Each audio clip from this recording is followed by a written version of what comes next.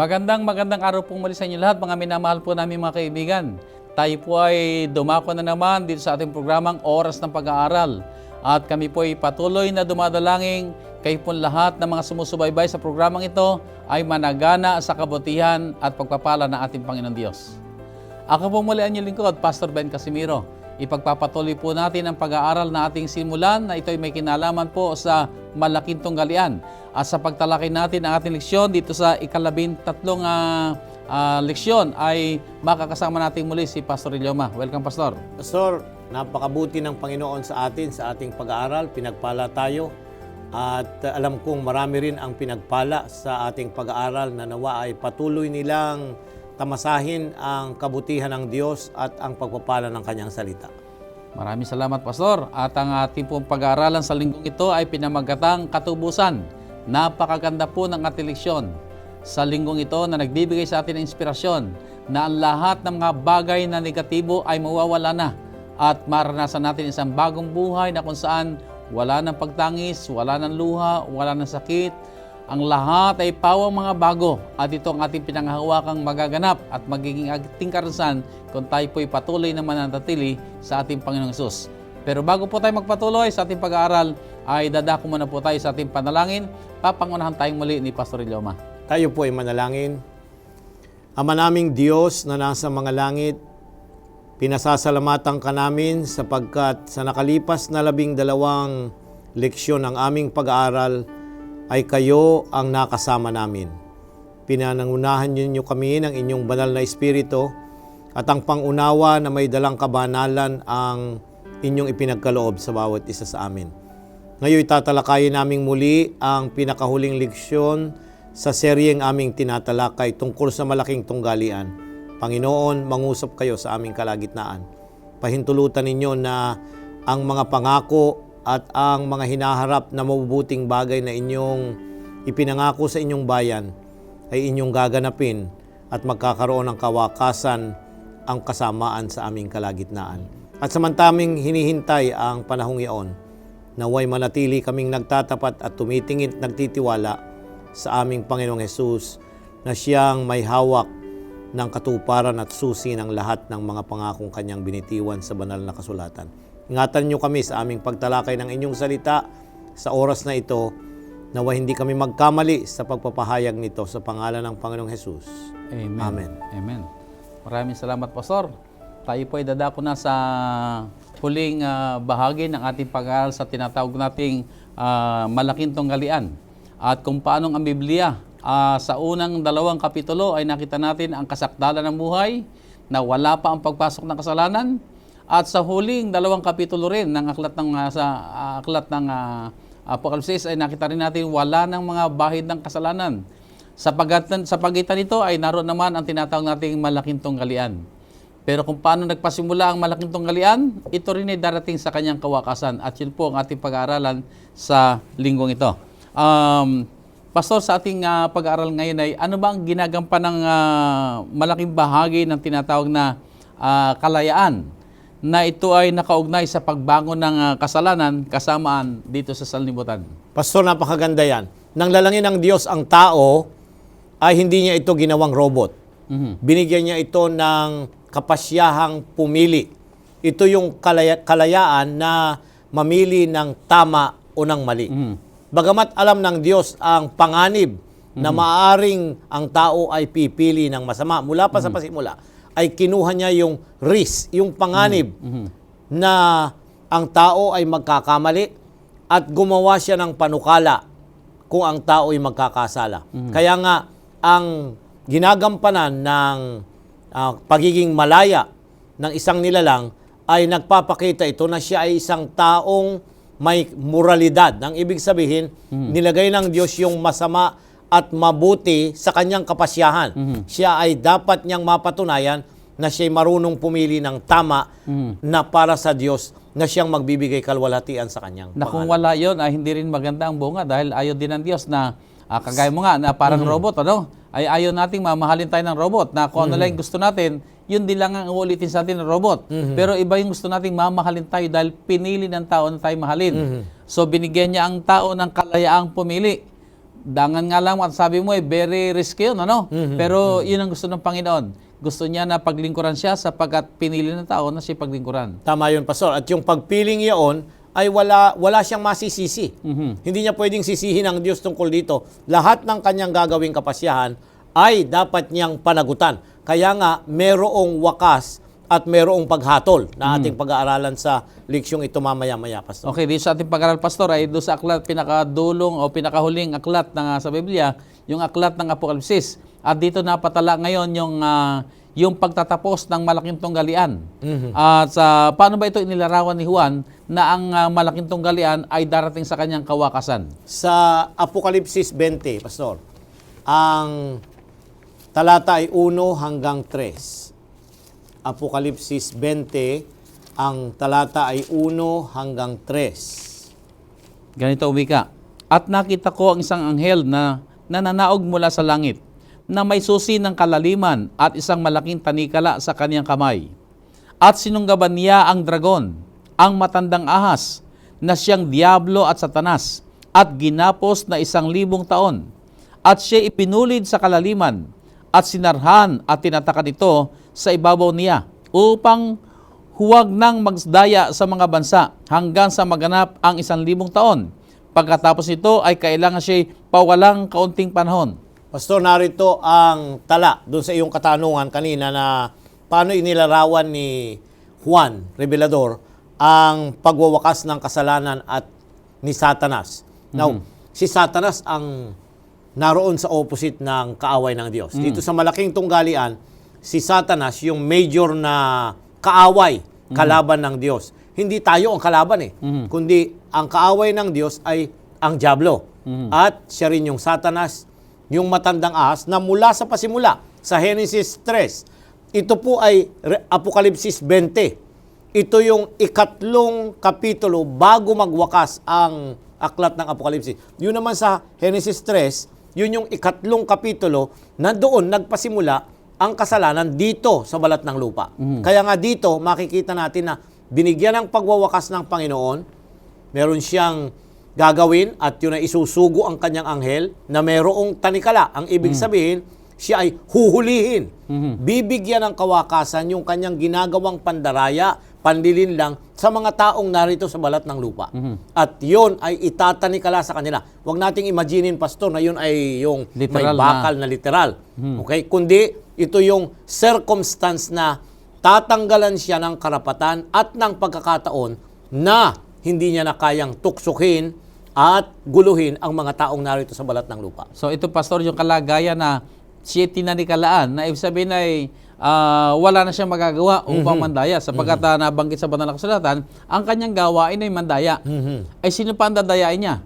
Ay sa panahong ito ay wala na ang mga banal, umakyat na sa langit. Wala na rin niya, ay patay naman lahat ng mga hindi kumilala sa Diyos. So siya na lamang naiiwang buhay. Ay sino pa ang kanya madadaya? Kaya so nga. tama, ang pangyayari ay nagtali sa kanya na wala na siyang madadaya. Yung circumstance, yung katatayuan na gustuhin man niyang gawin yon, hindi niya na magawa kasi wala naman na siyang lolokohin, wala siyang lilinlangin, at wala siyang dadayain. So Pastor, ito yung pasimula ng tinatawag na millennium na kung saan siya ay gagapusin, ang mga banal ay dinala sa langit, mga patay naman ay nanatiling patay, at yung mga buhay nga dinata ng ating Panginoong Hesus ay na mga hindi kumilala sa Kanya, namatay din. Sa madaling sabi ay, anong kalagayan nitong lupang ito sa panahong iyon na sabihin natin si Satanas ay nakagapos dito sa lupa, ang mga banal naman ay naroon sa langit. So anong kalagayan ng sanlibutan ito? Sa paglalarawan ni Propeta Jeremias, Pastor, ito ay marahil ay sasabihin ng iba na naganap ito sa Huda nung kapanahunan na salakayin sila ng Babylonia, pero mas higit dito ang katuparan ng nakita ni Propeta Jeremias. Kapitulo 4, ang talata ay 25 at 26. Ako'y nagmasid at narito, walang tao, at lahat ng mga ibon sa impapawid ay nangakatakas.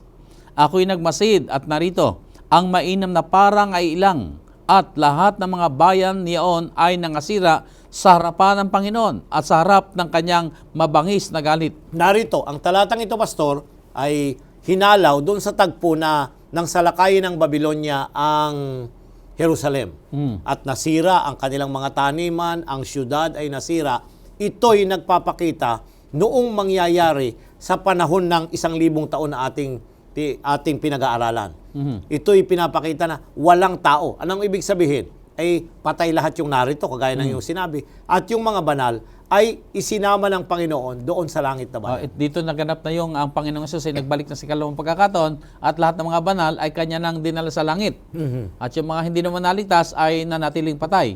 Kaya narito si Satanas at wala siyang madaya. Ibig sabihin ay wala siyang business na umiiral kaya siya nakatali sa... Tama yun, Pastor. Kaya siya nag-iisa rito at ang lupa ay bumalik doon sa forma, Pastor, na bago lalangin doon sa Genesis Kapitulo 1. Nais kong iyong pansinin yun. Yung form, without form and void. Saan yung walang anyo at hunggag.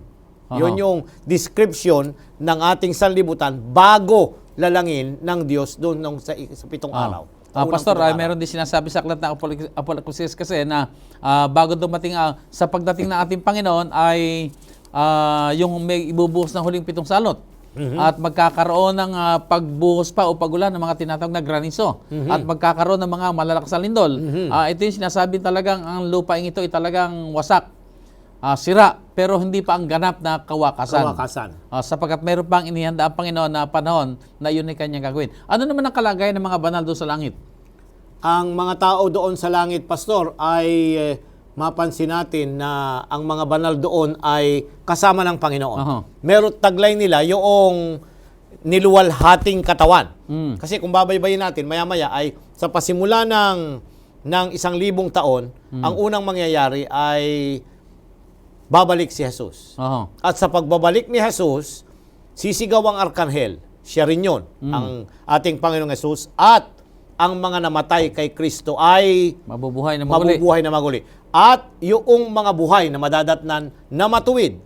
Napakaliwanag ng banal na kasulatan. Ang sabi sa Thessalonica 4 ay babaguhin ng walang kasiraan. Itong may kasiraan ay papalitan ng walang kasiraan. So yung binuhay, yung nadatnang buhay, ay babaguhin ang walang kasiraan, kagaya nung katawan ni Kristo nung pagkatapos niyang mabuhay, yung 4 na taong sinasabi natin, 4 na araw na narito sa balat ng lupa. Ganon ang magiging katawan na ipagkakalob ng Panginoon, wala nang kasiraan, wala nang sakit, mas maayos na, kagaya nung kay Adan nung siya'y lalangin doon sa halaman ng So sila ngayon yung dinalan sa langit na meron ng bagong pangkatawan na wala ng sakit, wala ng diferensya, at wala ng mga dinaramdam pa sa katawan. At samantalang sila nasa langit, ano ang kanilang ginagawa kaya ron, Pastor? Doon sa langit ay unang-una, ay siyempre, magtatanong tayo. Nasaan yung mga kaibigan, mga kakilala? Bakit wala sila dito? So ang Panginoon, bibigyan sila ng pagkakataon na ipahayag at ipakita sa kanila yung mga kadahilanan kung bakit may mga tao na hindi kasama doon sa langit na bayan, na naiwan dito sa lupa, na naghihintay ng ikalawang pagkabuhay na maguli. So ibig sabihin, Pastor, ay talagang pagdating sa langit, ay hindi natin maialis na nasaan yung nangaral sa akin? Nasaan yung nagbinyag siguro sa akin? O nasaan kayo mga kamag-anakan ko? Ay ang alam ko, sila yung aking halimbawa. Bakit ako naging mana ng paltay? Dahil sa kanila, pero hindi nakarating sa langit. So dito yung sisiyasatin natin. Ito yung panahon ng mga pagtatanong. Yan. Na ano ang nangyari? At saka siguro marahil inisip natin na, ay bakit narito yan? Ay kilala ko yan eh. Yan yung umusig. Pusakal, mga ganito. Yung pusakal na napakaraming pintay. Ba't narito yan? Nanggugulo sa pangangaral at kung ano-ano pa. Pero masumpungan doon. At doon ay makita natin ang mga pagsisiyasat. At naroon yung maraming mga aklat na maaari natin tingnan. Narito palang kanyang kasaysayan. Kaya pala hindi nakarating. Ito ay meron siyang tinatago palang lihim. Sa panlabas ay banal-banal, pero sa panloob naman pala ay may tinatagong lihim. So ang lahat ay magiging hayag sa atin kapag naroon na tayo sa langit na bayan. At siyempre, magkakaroon pa rin doon ng panangis, Pastor. Bakit? Kaya nga ang sabi doon sa ating susing talata, at nais kong idugtong, Pastor, yung Apokalipsis, Kapitulo 21, talatang 4. Ating pansinin yung sa aklat ng Apokalipsis. 21, ang talata ay 4. Ito At- yung ating susing talata.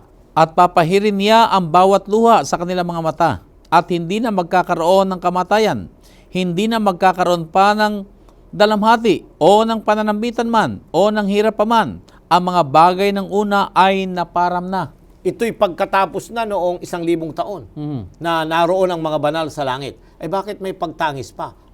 Papahirin niya ang bawat luha sa kanilang mga mata. Aha.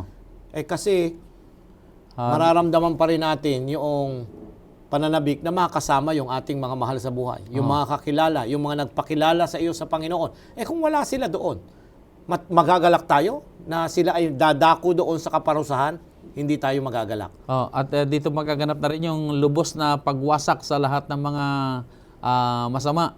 So dito magaganap yung tinatag na ikalawang pagkabuhay na maguli ng mga hindi naligtas. Sila'y bubuhay magmuli upang kung magkagayon ay tanggapin nila ang kahatulan sa kanilang pagtanggi sa kaligtasan. At siyempre, kung tayo makikita natin yung ating mga mahal sa buhay doon, ang mga kaibigan, hindi natin maialis na tayo ay napipighati at mapapaluha. Pero ito rin ang sandali na ang wika ng banal na kasulatan ay papahirin ng Panginoon ating mga luha at hindi na magkakaroon pa man ng pagluha pa sa bagong langit at bagong lupa na kanyang natatahanan ng mga banal. So, dito Pastor, paano natin makita ang pangako na maaari natin mapanghawakan sa pagwawakas ng malaking tunggalian na kaugnay sa kapangyarihan ng kasalanan at ni Satanas at sa huling araw? Pastor, napakaganda ng iyong katanungan at nais kong ating pansinin. Ihugnay natin ito sa tala ni Mateo, Pastor. Mateo 12, ang talata ay 26 hanggang 29. Mateo 12, ang talata ay 26 hanggang 29. Ganito ang wika. At kung pinalalabas ni Satanas, siya nababahagi laban sa kanyang sarili, paano ngang mananatili ang kanyang kaharian? At kung sa pamamagitan ni Beelzebub ay nagpapalabas ako ng mga demonyo at ang inyong mga anak, sa kaninong pamamagitan sila'y pinalalabas, kaya nga sila ang inyong magiging manghukom. Ngunit kung sa pamamagitan ng Espiritu ng Diyos, nagpapalabas ako ng mga demonyo, ay dumating nga sa inyo ang kaharian ng Diyos.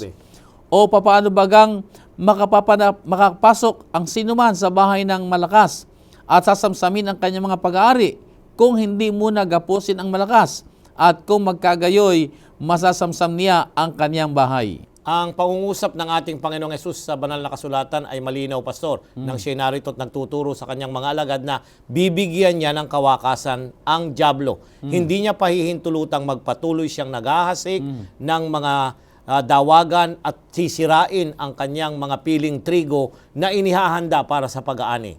Ganon ang nais na mangyari ng Panginoon. So, ibig sabihin, binibigyan lang tayo ng katiyakan na bagamat pinapahintulutan niya at nagpapatuloy ngayon ang tunggalian, pero sa kanyang panukala ay bibigyan ito ng kawakasan din. At dito makita rin natin, Pastor, na ang tao'y patuloy niyang binibigyan ng kalayaang pumili. Kung pipiliin ba natin ang magpasakop sa Diyos at tanggapin ang kanyang banal na panukala sa ating buhay, o pipiliin niya ang kaaway, o sabihin natin yung sarili niya ang masusunod at kung ano yung kanyang kagustuhan. Ang Diyos ay isang Diyos na nagbibigay ng kalayaan, pero ang pamanik ng ating Panginoon ay yayamang alam natin ang ikabubuti, at yun ay ang piliin natin ng magpasakop sa Diyos, ay di gawin natin yun. Okay, sa ating pag-aaral, Pastor, ay anong klaseng paghatol ba ang magaganap sa panahon na nagaganap yung sa 1,000 taon? Na kung saan na ating pinag-aralan kanina, yung mga banal ay naroon sa langit. Sa Apokalipsis 20, talatang 4, Pastor, ating tunghayan ang pahayag ng banal na kasulatan. Apokalipsis Kapitulo 20, Ang talata ay 4. talatang 4. At nakakita ko ng mga luklukan, at may mga nagsisiluklok sa mga ito. Sila'y pinagkalooban ng paghatol. At nakita ko ang mga kaluluwa ng mga pinugutan ng ulo dahil sa patutuo ni Jesus at dahil sa salita ng Diyos. At ang mga hindi sumamba sa hayop o sa kanyang larawan man, at kahit hindi tumanggap ng tanda sa kanilang noo at sa kanilang kamay, at sila'y nangabuhay at nagsipagharing kasama ni Kristo sa loob ng 1,000 taon. ang talatang iyong binasa, Pastor, ay nagpapakita ng isang bahagi ng paghatol na kabahagi dun sa panukala ng Diyos sa kawakasan ng kasalanan. Kasi kinakailangan na maganap yung mga paghatol na yon. Unang-una, dapat nating maintindihan na may paghatol para doon sa mga nagsasabing sila'y tagasunod ng ating Panginoong Hesus. Bago dumating ang Kristo, bago magsimula ang 1,000 taon, naganap na ito. Aha. Ito yung pangyayari, ito yung tinatawag na pre-advent judgment o yung paghatol bago dumating ang ating Panginoong Hesus. Sino ang hinahatulan dito? Yung mga taong nagsasabing sila'y tagasunod ni Kristo.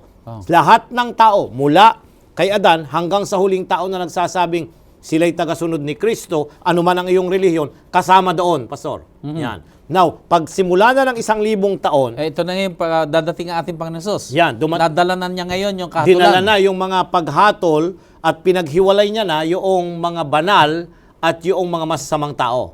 Yung aakyat sa langit, ito yung mga nahatulan na tumanggap ng buhay na walang hanggan. Yung mga maiiwan dito, sila yung tatanggap ng kaparusahan sa dagat-dagatang apoy. At yun yung huling bahagi ng paghatol ng Diyos. At sila nga yung pagdating natin Panginoon ay pinatay niya sa pamamagitan ng kanyang Yung liwanag ng maliwanag kanyang pagbabalik. kaningningan. Oho.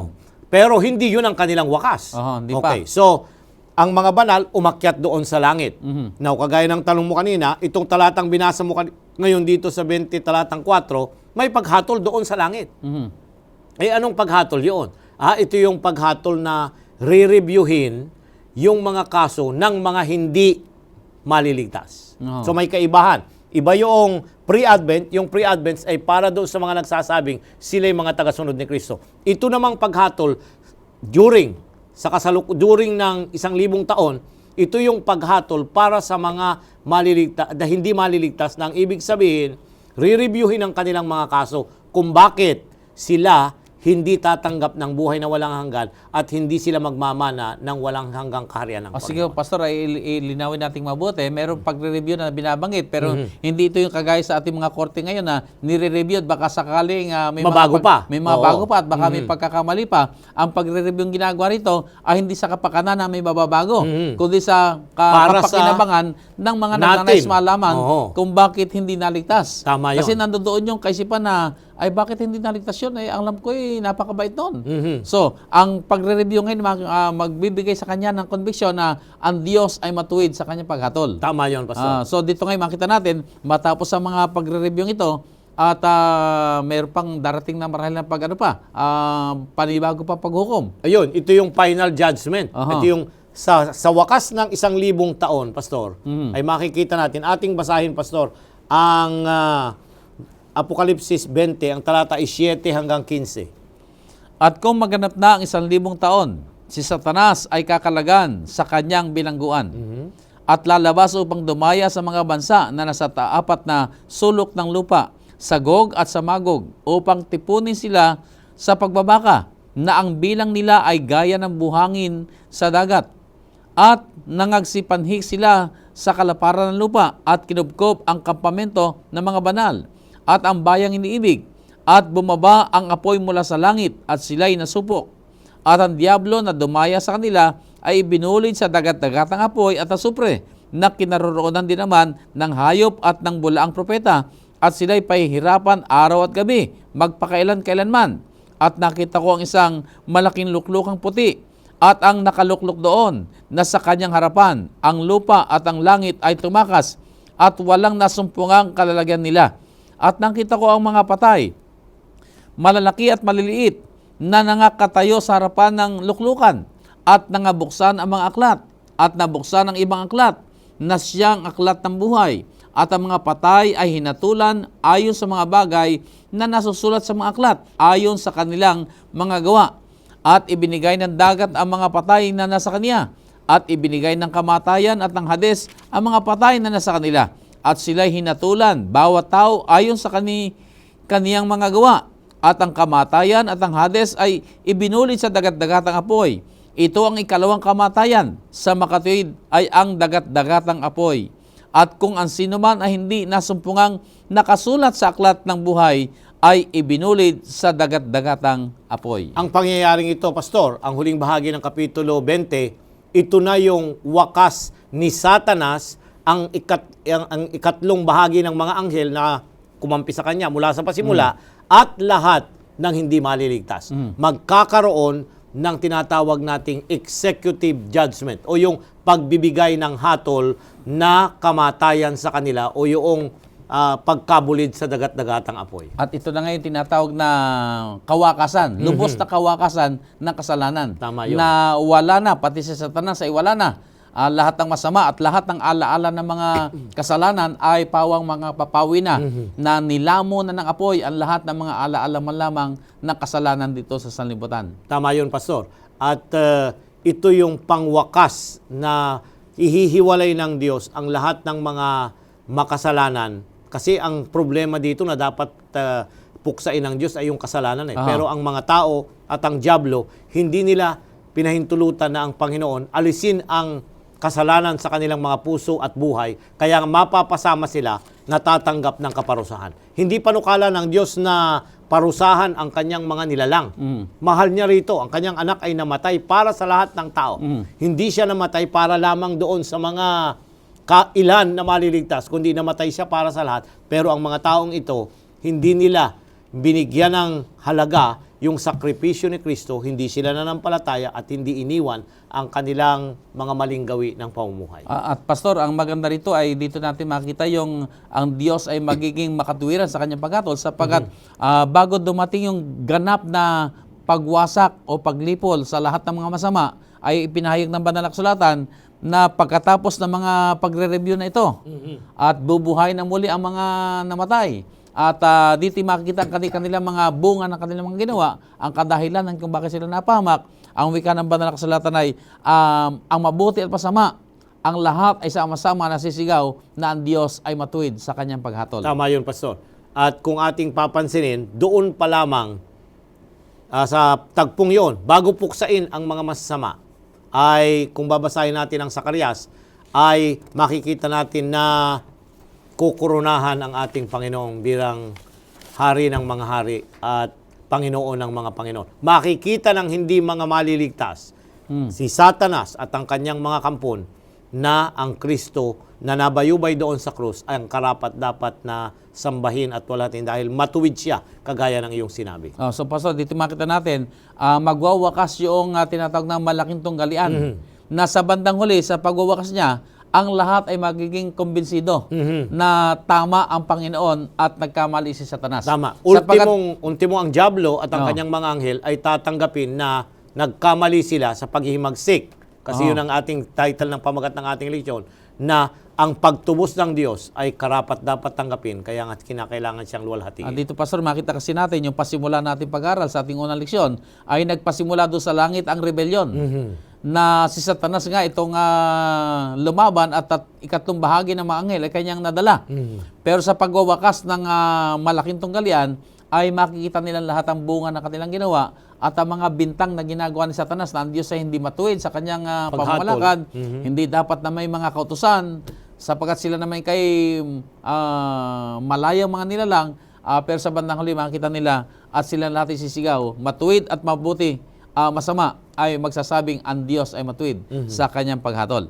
Pastor, ano ba ang pangkalahatang layunin itong paghatol na ating pinag-aaralan sa ating leksyon ngayon? Sa talatang 7 hanggang 9 ng Kapitulo 20, Pastor. Talatang 7 hanggang 9. At kung maganap na ang 1,000 taon, si Satanas ay kakalagan sa kanyang bilangguan at lalabas upang dumaya sa mga bansa na nasa 4 na sulok ng lupa, sa Gog at sa Magog, upang tipunin sila sa pagbabaka, na ang bilang nila ay gaya ng buhangin sa dagat. 9. At nangagsipanhik sila sa kalaparan ng lupa, at kinubkob ang kampamento ng mga banal at ang bayang iniibig, at bumaba ang apoy mula sa langit at sila'y nasupok. Ang ultimate na layunin ng paghatol, Pastor, ay upang ipakita sa buong sansinukob na ang kaaway ay nagkamali sa kanyang paghihimagsik laban sa Diyos. Na siya ang naging susi ng kahirapan, pighati at kamatayan ng napakaraming mga nilalang sa balat ng lupa.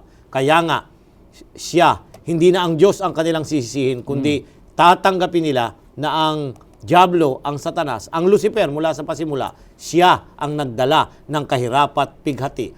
Dapat maunawaan ito ng lahat.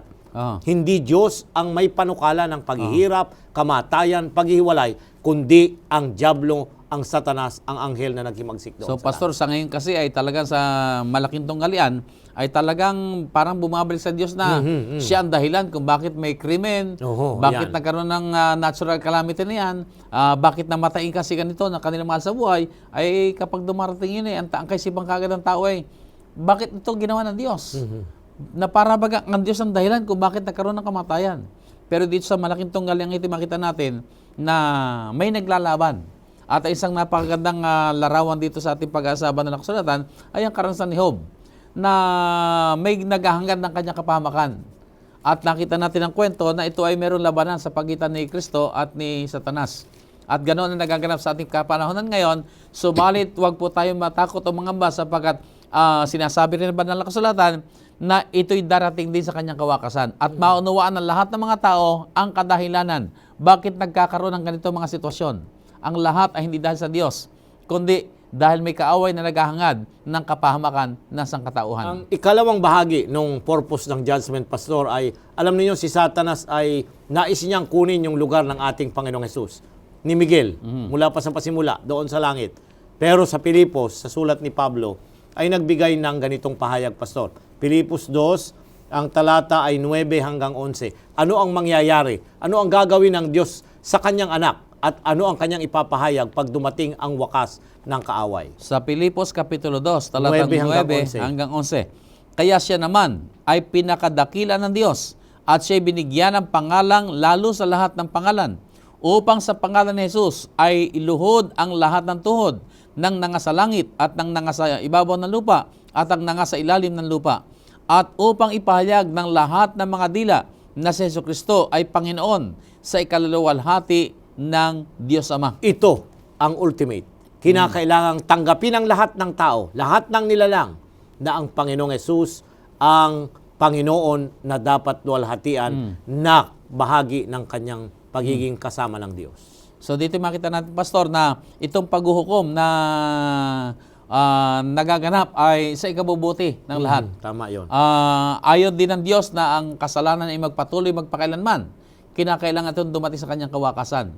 Hindi panukala ng Diyos na tayo lagi na lamang pinapahirapan, kundi merong hangganan yon. Pastor, kung halimbawa na ito'y sabihin natin na paglaruin natin yung ating kaisipan. Kung tayo na ba'y naroon sa langit na bayan, sabihin natin na makakasama na natin ang Panginoon, nawakasan na ang malaking tunggalian, wala na si Satanas. Maaari kayang bumangon pa uli ang panibagong Satanas na ihimok sa mga anghel, sa mga naligtas na lumabang muli sa ating Panginoon. Kung iisipin natin, Pastor, ay unang-una, meron pa ring pagpili ang mga Nandoon pa rin nilalang. ang ating kalayaan ng pagpili. Hindi nawala yung karapatan na pumili ng Diyos. Pero ang kaibahan, Pastor, naroon ang ating Panginoong Hesus. Kasama natin. At makikita ng lahat yung kanyang mga sugat na nang siya'y magkatawang tao dito, nabayubay doon sa krus. At yun ang magpapaalaala. Sa lumang tipan ay mayroong hula doon na tinanong ang ating Panginoong Hesus, ano yung mga sugat na yon? Ang sabi niya, ako'y nasugatan sa tahanan ng aking kaibigan. At ito'y isinarawan, Pastor, napakaganda, ang hula ni Nahum, Kapitulo 1, talatang 9. Narito yung hula, Nahum, Kapitulo 1, talatang 9. Ano ang inyong kinakatha laban sa Panginoon? Siya'y gagawa ng lubos na kawakasan. Ang pagdadalamhati ay hindi titindig na ikalawa. Ayan. Anong sabi roon? Ang Diyos ay gagawa ng lubhang kawakasan, ang pagdadalamhati, ang kamatayan, ang sakit, ang lahat ay bibigyan niya ng lubos na kawakasan. Pero hindi nangangulugan na tinanggal na niya ang karapatan ng tao na pumili. Yes. Ang tayo na nadatiling moral being, may kalayaang pumili, pero nakita na nila ang kasaysayan ng kaligtasan. Nakita na nila ang naging bunga ng ginawang paghihimagsik o rebelyon na ginawa ni Satanas. At pipiliin ng tao na hindi na maulit muli ang kasaysayang iyon. Tama yun, Pastor. So naroon ang Panginoon na alaala at naroon din ang alaala na ang taong naghimagsik, kagaya ng kasaysayan. Hindi naman mawawala yung kaalaman tungkol doon, kundi mananatili pa rin yun na nagsasabing ang Kristo ay namatay, nabayubay doon sa krus dahil may naghimagsik na nilalang ang Diyos. Okay, Pastor, sa ating pag-aaral ay paano inilarawan ni Juan dito sa ating pag-aaral ang tinatawag na bagong langit at bagong lupa na lilikhain ng ating Panginoon? Ayan, Pastor, bumalik tayo sa Apokalipsis Kapitulo 21. Ang talata ay 1, 2, 9 at 10. At nakita ko ang isang bagong langit at ang isang bagong lupa, sapagkat ang unang langit at ang unang lupa ay naparam, at ang dagat ay wala na. 2. At nakita ko ang bayang banal, ang bagong Jerusalem, na nananaog mula sa langit buhat sa Diyos, na nahandang gaya ng isang babaeng kasintahan na nagagayakang talaga sa kanyang asawa. Talatang 9. At dumating ang isang pitong anghel na may pitong mangkok na mga puno ng pitong huling salot, at nagsalita sa akin na nagsasabi, halika, ipakikita ko sa iyo ang babaeng kasintahan, ang asawa ng kordero. 10. At dinala niya akong nasa espiritu sa isang malaki at mataas na bundok, at ipinakita sa akin ang bayang banal na Jerusalem na nananaog mula sa langit buhat sa Diyos. Tuloy natin sa Kapitulo 22, ang talata ay 1 hanggang 3, Pastor. At ipinakita niya sa akin ang isang ilog ng tubig ng buhay na maningning na gaya ng bubog na lumalabas sa luklukan ng Diyos at ng Kordero. At sa gitna ng lasangang iyon, at sa dako rito ng ilog, at sa ibayo nito, naroon ang punong kahoy ng buhay na namumunga ng 12 iba't ibang bunga na namumunga sa bawat buwan, at ang mga dahon ng punong kahoy ay pangpagaling sa mga bansa. 3. At hindi na magkakaroon pa ng sumpa, at ang luklukan ng Diyos at ng Kordero ay naroroon, at siya'y paglilingkuran ng kanyang mga alipin. Narito, Pastor, ang sabi roon ay bagong langit at bagong lupa. Napakahalaga ito kasi merong ibang mga nagtuturo na ang mamanahin ng mga Banal. maliligtas, ng mga Ay, banal, ang lupa. ay itong lupa ding ito. Ay, tama nga naman doon sa Mateo, sa Beatitude, na lupa ang mamanahin. Kasi hindi naman tayo sa langit Oo. titira. Pero ang kaibahan, yung binagong lupa, yung bagong langit at bagong lupa. Pagkatapos na ito'y linisin ng apoy at tupukin ang mga masama, lahat ng bagay na may kaugnayan na bunga ng kasalanan, husunugin ito ng Panginoon at ibabalik. Kaya ang tawag ay creation dito sa huling bahagi ng Biblia, recreation. Muling lalalangin.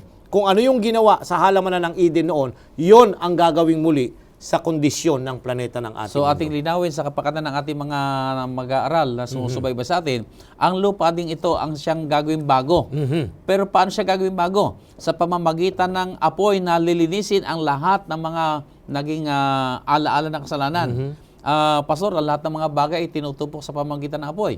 Maging ang mga matitigas na bakal. Tama yun. May certain na Heat. heat yan Yung na kainitan. temperature na Matutunaw. maaari na siyang matunaw. At maging mga bato na yan ay maaring matunaw sa matinding init. At yun ang sinasabi ni San Pedro na sa kawakasan ng sanlibutan, ang sanlibutan ito ay nag-uumalab, nag-aapoy.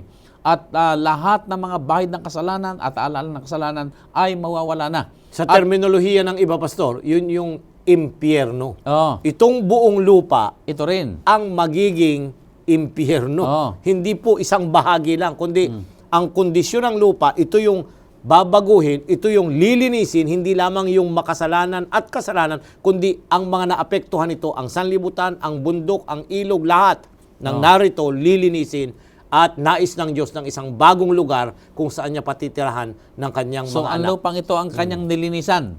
At kung ito'y malinisan na, ito na rin ang tinatawag na bagong langit, at bagong lupa. Alin yung langit na tinutukoy, Pastor? Itong hindi yung langit na tinitirhan ng Hindi Diyos. yung tinitirhan ng Diyos na tinatawag nating Third heaven. Third heaven. Oo. Kundi itong langit na tinutukoy, itong kalawakan. Kalawakan. At ito tinatawag na starry heaven na Kasi yan. pati yan ay may mga pollution, apektado ng So kasalanan. lahat yan ay lilinisin ng apoy, at ito ngayon na magiging bagong langit at bagong lupa na tatahanan ng mga banal. At ang maganda rito, Pastor, ay binabanggit, maging ang Diyos ay tatahang kasama natin. Hindi doon sa langit. Siya tatahan sa atin, kasama natin dito sa bagong langit at bagong lupa na nililikha ng Panginoon. So, Pastor, ano ba ang kahulugan dito ng mga salitang wala ng dagat? Ayan, pansinin niyo, Pastor, pakibasa ulit yung talatang 1 ng 21. 21, talatang 1. At nakita ko ang isang bagong langit at ang isang bagong lupa, sapagkat ang unang langit at ang unang lupa ay naparam, at ang dagat ay wala na. Ayan, ang pagkaunawa ng karamihan dito, wala na daw yung may tubig na dagat. Hindi ito eh. Si Juan, napapansin niyo Pastor, nang isulat niya ang aklat na ito, ay siya ay nasa isla na ang tinatawag Patmos. na Patmos. At ang isla ay napapalibutan ng maraming mga tubig ng dagat. Nang ibig sabihin, malayo siya sa kanyang mga mahal sa buhay. Merong distansya o separation na nangyari. Pero dito nang sabihin, wala na. Ang ibig sabihin, wala na yung distance at Namamagitan. paghihiwalay. Oo, wala na yung tayo ay merong paghihiwalay na kasama ng ating mga mahal sa buhay.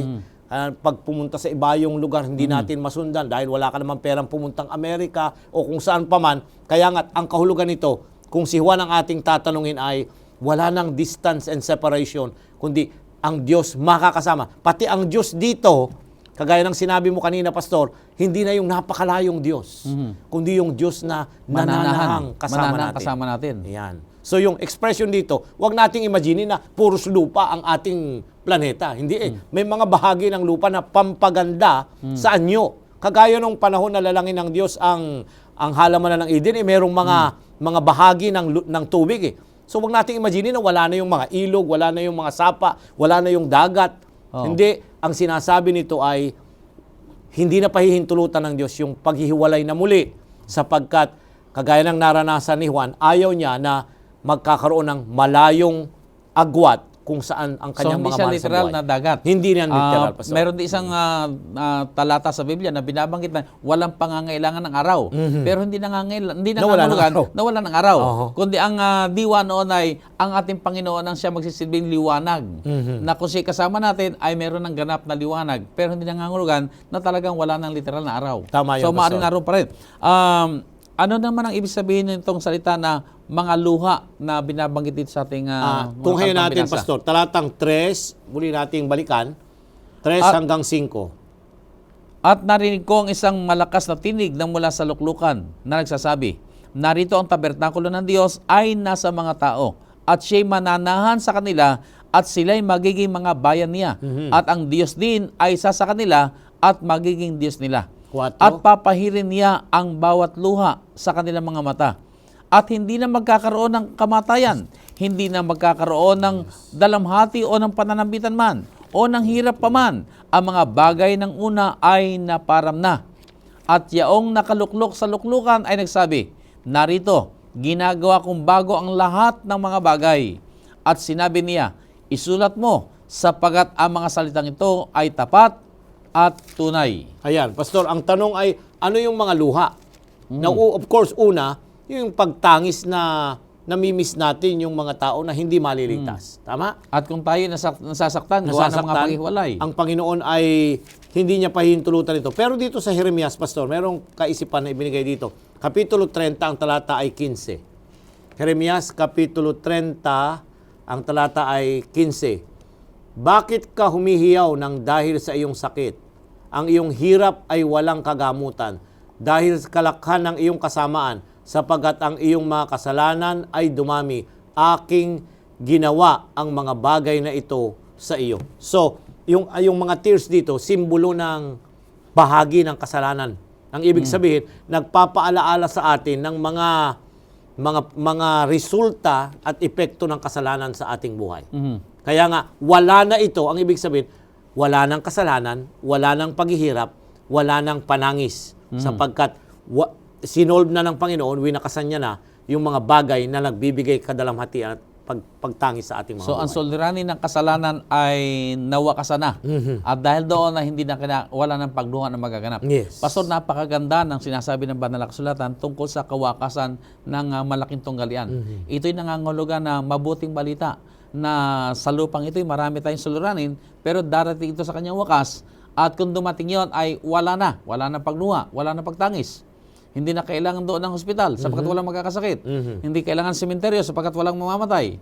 Hindi kailangan ng mga gamot sapagkat wala ng mga daramdaming pa sa katawan. Gusto nating manahan doon. Pero ang tanong ay, paano tayo makakatahan doon? Ayan. sa tinatawag nating bagong langit at bagong lupa. Kailangang paghandaan, Pastor, Oo. ang ating pag-uwi doon sa bagong langit at bagong lupa. Mhm. At paano ito natin gagawin? Dito pa lang, mamumuhay na tayo na sang-ayon doon sa klase ng pamumuhay na nais ng Diyos na makita sa atin kung tayo sasama na sa Kanya doon sa langit. At paano ito magsisimula? Una, ay dapat makilala natin ang tunay na solusyon ng ating kasalanan at yun ay ang ating Panginoong Hesus. At siya rin ang magiging modelo natin na mamuhay na mayroong kabanalan. Susunod tayo sa mga alituntunin at mga aral na tama para yun ang unti-unting babago sa ating mga buhay sapagat ang katotohanan, yun yung naglilinis sa atin pag ating isinasakabuhayan ang mga bagay na ito. Ibig sabihin ay nandoon yung ating pakikipagrelasyon sa ating Panginoon. Binanggit mo kanina, napakaganda ng yung pagkasabi na ano yung buhay na karansan ng mga anak ng Diyos o bayan niya na naroon sa langit. Ay di nandoon yung buhay na nagpupuri sa Diyos. Buhay na punong-puno ng mga pagtitiwala sa Diyos. Buhay na punong-puno ng pananampalataya. Ang Diyos ang siyang nagbigay ng lahat ng ito sa kanila. So dito pa lamang sa lupa ay gawin na natin ang buhay na yon. Buhay na nagtitiwala sa Diyos. Buhay na sumusunod sa Kanya. Buhay na nagpupuri sa Kanya sapagkat siya ang ating manlalalang. Hindi lamang siya ating manlalalang, siya rin ang tumubos sa bawat isa atin. At hindi lamang siya ang ating tagapagligtas, kundi siya rin ang Panginoon ng ating mga buhay. So kung atin pong pipiliin na mamuhay ng ayon sa panukala ng Panginoon, ay ganito ating magiging gansan. Buhay na puno ng pananampalataya na nagpapasakop at sumusunod sa Kanya.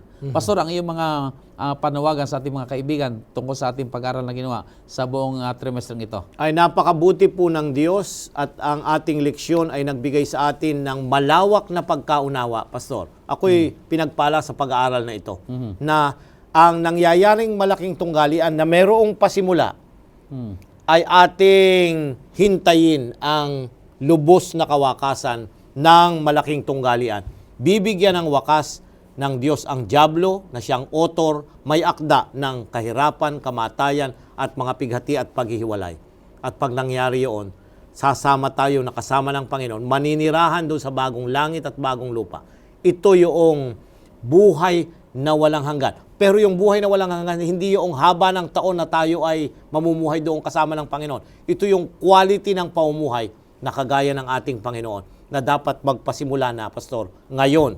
Sapagkat kung tayo'y na kay Kristo Jesus, meron na tayong buhay na walang hanggan. Hindi pa yung darating, kundi ngayon na maaari nating enjoyin, tamasahin yung buhay na yon, yung klase ng pamumuhay na yon na ating ipagpapatuloy hanggang doon sa bagong langit at bagong lupa. Okay, maraming salamat, Pastor. At mga kaibigan, dito po inatunghayan natin ang tunggalian sa pagitan ni Kristo at ni Satanas ay darating sa kanyang kawakasan. Ang tunggalian sa pagitan ng mabuti at masama ay kanyang wawakasan.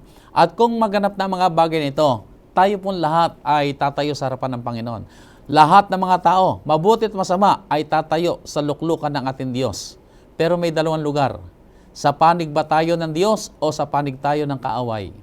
Tayo ba ay makakasama sa mga mananahan sa langit na bayan o makakasama sa mga parurusahan at papatay ng Panginoon at dadalhin do sa tinatawag nating impyerno?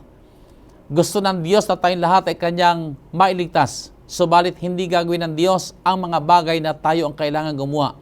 At yon ay ang gumawa tayo ng pasya. Na huwag nating kakalimutan tayo nilikha ng Diyos na mga malayang mga nilalang. Na tayo mayroong karapatang pumili at tayo ang gagawa ng pasya.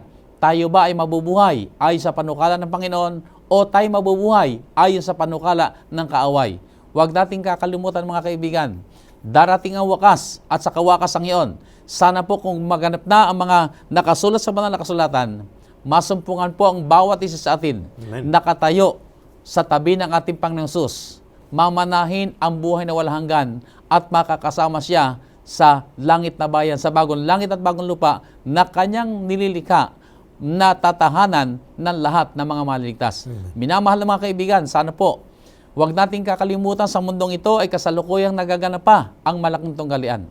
At kung minsan ay nagkakaroon ng tinatawag na collateral damage, kung saan may mga gyera, kung saan may mga labanan, may mga damage na nagaganap. At kung minsan, hindi na ialis na tayo ay napaparamay sa malaking tunggaliang ito. Subalit, Mapalad po tayo sapagkat nakita na natin ang kawakasan nito. Gumawa po tayo ng pasya, mga kaibigan. Tanggapin natin si Jesus bilang ating personal na tagapagligtas. Kilalanin po natin siya na Panginoon nating mga buhay. Magpasakop po tayo sa Kanya. At tiyak po, mga kapatid, anuman ang ating daanan, meron tayong katiyakan.